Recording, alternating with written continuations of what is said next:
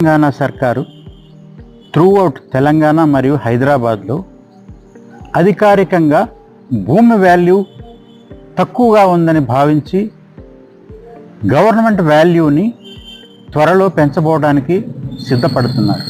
కాబట్టి మీరు ఒక ప్లాట్ కానీ, ఒక పొలం కానీ, అలాగే ఒక ఫ్లాట్ కానీ కొనాలని మీరు అడ్వాన్స్ ఆల్రెడీ పే చేసినట్లయితే, అగ్రిమెంట్ కూడా చేసుకున్నట్లయితే, త్వరగా మీరు రిజిస్ట్రేషన్ చేసుకున్నట్లయితే మీరు బుక్ చేసుకునేటప్పుడు ఎంత వాల్యూ ఉందో అంతకే మీకు రిజిస్ట్రేషన్ అవుతుంది.